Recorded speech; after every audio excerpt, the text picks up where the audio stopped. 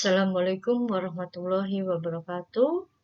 Selamat pagi anak-anakku, kita jumpa kembali dengan pembelajaran IPA dari Ibu Nani Nurhaini, SMP Negeri 5 Cirebon. Materi kita lanjutkan yaitu cara membuat magnet. Kemarin sudah Ibu jelaskan bahwa cara membuat magnet, prinsip dasarnya adalah menteraturkan letak dari magnet elementernya. Ada 3 cara membuat magnet, yaitu yang pertama,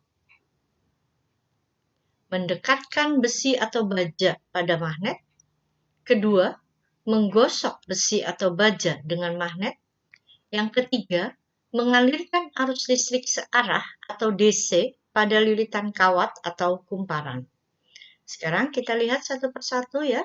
Cara yang pertama dulu, yaitu membuat magnet dengan cara induksi, di mana magnet induksi itu adalah magnet yang terjadi karena sebuah besi atau baja didekati sebuah magnet atau berada di dalam medan magnet.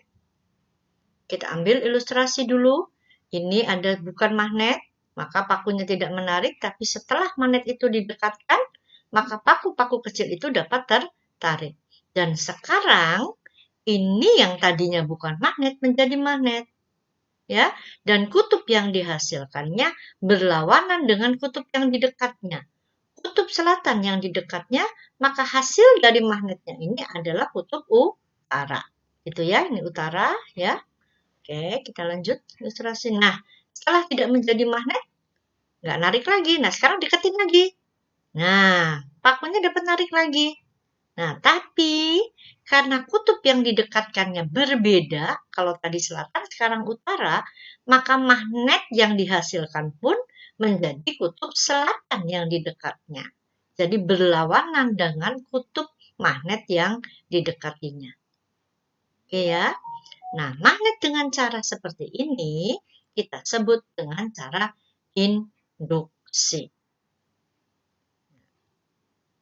Lanjut cara yang kedua, yaitu dengan cara gosokan. Bagaimana menggosokkannya? Yaitu dengan satu arah dan harus secara berulang-ulang dan teratur. Dan biasanya ini dibuat agak lama. Semakin lama, maka kemagnetannya menjadi tetap sifatnya, permanen. Ya, kalau tadi induksi sifatnya adalah sementara. Nah, kalau sudah menjadi magnet, bagaimana kutub yang dihasilkannya? Maka kutub yang dihasilkannya adalah senama dengan kutub di awal gosokan.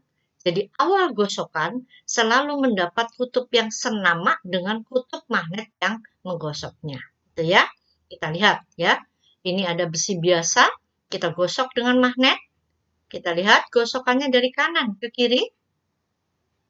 Maka lihat warna yang digosoknya. Lihat warna yang digosoknya. Nah, maka akan sama warnanya dengan kutub yang digosokkannya. Kalau misalkan yang digosokkannya ini adalah utara, ya, maka yang sebelah kanan menjadi utara, yang selatan menjadi yang kiri menjadi selatan. Sekarang kita balik magnetnya. Nah, misalkan selatan yang kita gosok, tetap dari kanan ke kiri. Ya, maka kutub yang dihasilkannya sekarang yang di kanan menjadi apa? Menjadi selatan, yang di kiri menjadi utara. Itulah dengan cara magnet yang digosok. Senama ya. Cara yang ketiga, yaitu dengan mengalirkan arus listrik DC atau arus listrik searah. Cara ini kita namakan dengan istilah elektromagnetik. Caranya bagaimana? Kita lihat. Yaitu yang pertama, kita lihat gambar yang pertama dulu ya. Di gambar ini secara sederhananya hanya kumparan yang dililitkan, kemudian ujung-ujungnya kita hubungkan dengan batu baterai, kemudian kita letakkan sesuatu di sini bahan magnetik gitu ya, maka ini bisa ketarik. Atau batu baterai ini bisa diganti dengan akumulator atau aki. Pokoknya minimal harus arus listrik searah atau DC ya. Kalau misalkan ini sudah menjadi magnet, maka kutub yang dihasilkannya ada aturannya, yaitu dengan menggunakan kaidah tangan kanan. Bagaimana aturan kaidah tangan kanannya? Kita lihat tangan menggenggam begini ya. Begini. 4 jari yang menggenggam ini, ya, 4 jari yang menggenggam ini berputar, ya, boleh diputar kemana-mana. Ini adalah menunjukkan arah arus listriknya. Ini arah arus listrik, ikuti kemana, ya. Ibu jari ini menunjukkan kutub utara. Dan yang ini menunjukkan kutub selatan. Kita lihat gambarnya satu persatu ya. Nah, ini misalkan, coba kamu perhatikan gambar ini, ya. Ini ada besi lunak, ya, sebagai calon magnetnya, dan ini kumparannya, dan ini yang garis panjang pendek, ini adalah simbol dari sumber tegangan. Yang garis panjang ini menunjukkan kutub positif, yang garis pendek ini menunjukkan kutub negatif. Sementara ini adalah saklar, di mana kalau terbuka begini, maka saklarnya dalam keadaan off, mati, gitu ya. Kalau ini berarti kalau sudah ditutup nanti dalam keadaan on. Nah, magnet ini yang dua ini fungsinya untuk apa? Ini untuk indikator, ya. Kalau magnetnya bergerak, menarik atau ditolak gitu ya, maka elektromagnet ini sudah menjadi magnet benar, ya. Maka besi lunak ini sudah menjadi magnet. Ini indikatornya. Kita lihat, kita coba ya arus listriknya ya. Nah ya, nah arusnya kita jalankan, kita on-kan. Nah, lihat, bergerak magnet yang di atas, artinya di besi lunak itu sekarang sudah menjadi magnet.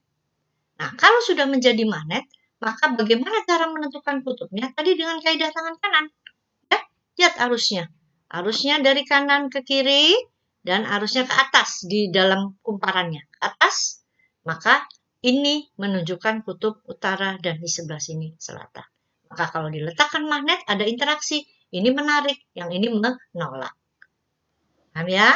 Sekarang kalau kita rubah, arah arus listriknya kita ganti. Nah, arusnya kita ganti, positif kanan, negatif yang kiri. Kita ambungkan arus listriknya. Nah, sekarang arus listriknya mengalir dari kiri ke kanan. Terus, ya. Terus, maka arus listriknya yang di depan itu yang nampak ke kita adalah ke bawah. Ya, maka ibu jarinya ada di kanan. Maka ibu jari ini yang di sebelah kanan itu menunjukkan kutub utara dan yang di kirinya menjadi kutub selatan. Dan lihat pergerakan magnet ini berbeda dengan yang tadi, ya.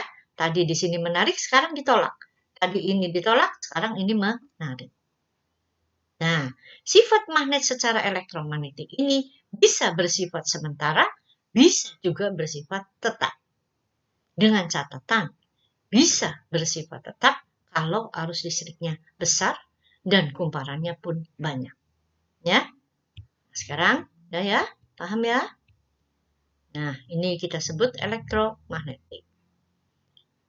Nah, tadi Ibu sudah mengatakan apa saja yang mempengaruhi atau faktor-faktor yang menentukan besarnya medan magnet dari magnet listrik ini atau dari elektromagnetik, yaitu 1.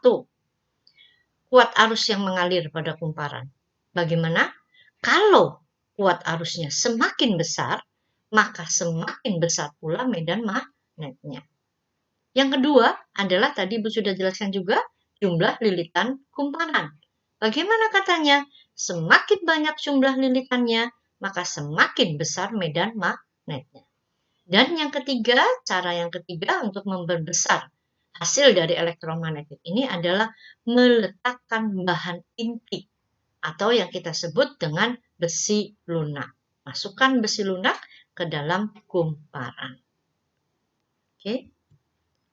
Nah, sekarang tadi membuat magnet. Nah, sekarang bisa nggak magnet itu dihilangkan? Bisa. Bagaimana caranya? 1. Dipukul-pukul atau dijatuhkan dari ketinggian tertentu ya, yang tinggi. Kemudian yang kedua, dipanaskan atau di sini gambarnya dibakar. Kemudian yang ketiga, dialiri arus bolak-balik atau arus AC, ya. AC ini alternating currents ya, dialiri arus bolak-balik, maka tidak akan pernah jadi magnet ya. Kemudian yang keempat adalah demagnetisasi. Apa itu demagnetisasi? Demagnetisasi adalah proses penghilangan magnet sisa. Jadi, magnet-magnet sisa ini bisa dihilangkan dengan cara demagnetisasi. Oke, sampai sini pelajaran kita hari ini tentang cara membuat magnet dan hal-hal apa saja yang kita pelajari. Semoga bermanfaat. Terima kasih. Wassalamualaikum warahmatullahi wabarakatuh.